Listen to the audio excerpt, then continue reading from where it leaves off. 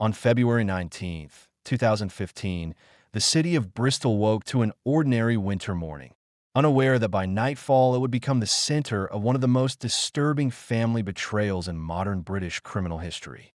16-year-old Becky Watts was supposed to be safe inside her home, a place that should have represented stability, familiarity, and protection. Instead, that day marked the beginning of a disappearance that would unravel into a crime so calculated and intimate that it shocked even seasoned investigators. Becky did not leave behind signs of panic or rebellion. Her bedroom showed no evidence of struggle. Her phone charger remained plugged into the wall, her wallet untouched, her personal belongings neatly where she had left them. To an outsider, it might have looked like a teenager slipping away on impulse. But those who knew Becky understood immediately that something was wrong. She was not the kind of girl who vanished without telling someone. She had plans, routines, and close ties to her family. Silence was not part of who she was. As the hours passed with no word from Becky, concern hardened into fear.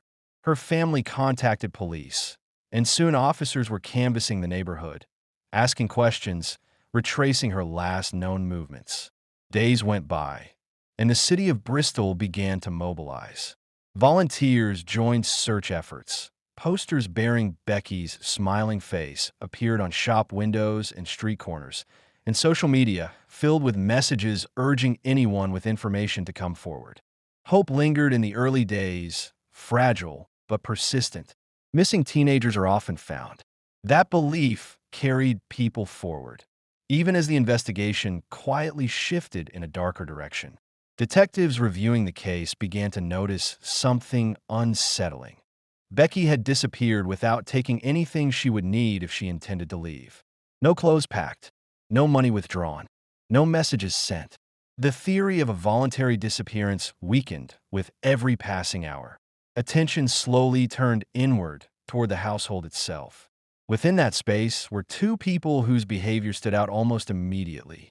Becky's 28-year-old stepbrother, Nathan Matthews, and his girlfriend, Shauna Hoare, both appeared unusually calm during police questioning. Their emotional responses did not match the gravity of the situation. More concerning were the inconsistencies in their statements. Small details about timelines, movements, and interactions failed to align. What initially seemed insignificant began to form a pattern. Police decided to search Matthews' home and vehicle. What they found marked the irreversible turning point of the investigation. Officers recovered large quantities of cleaning supplies, items commonly used to remove biological evidence. A receipt for an electric saw raised immediate alarm. Even more damning were traces of Becky's DNA found within the property. At that moment, the search for a missing girl transformed into a homicide investigation.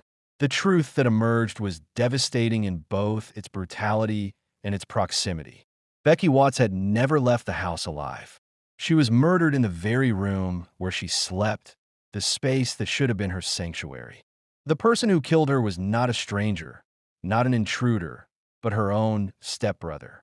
Nathan Matthews strangled Becky in her bedroom, extinguishing the life of a girl who trusted him as family.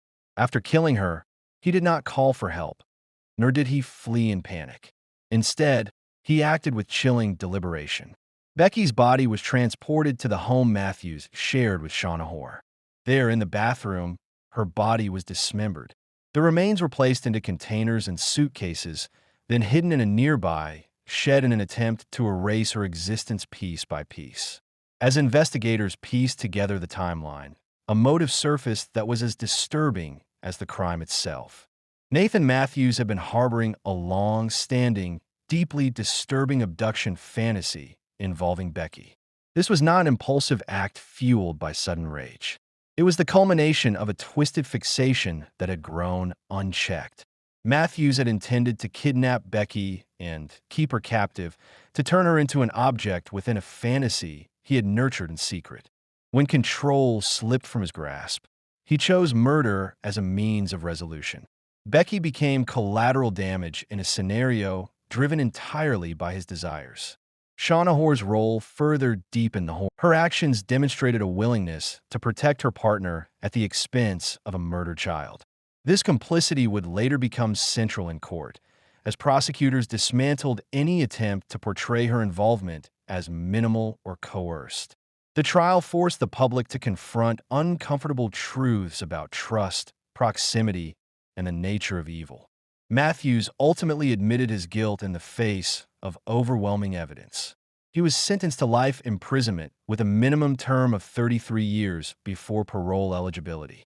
Shauna Hoare was convicted of manslaughter and sentenced to 17 years in prison. The sentences reflected not only the severity of the acts, but the calculated effort to hide them. Becky Watts was 16 years old. She had a future that included dreams, relationships, and experiences that were stolen in an instant. Her life ended not because she made a reckless choice, but because someone inside her own family chose to see her as a means to fulfill a fantasy. The aftermath left a permanent scar on Bristol and ignited national conversations about safeguarding familial abuse and the hidden dangers that can exist behind closed doors. In the end, Becky's case stands as a chilling reminder that the most dangerous threats are not always external.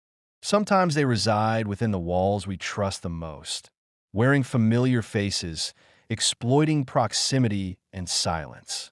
Her story is not just one of loss, but of warning. A warning that evil does not always announce itself with force.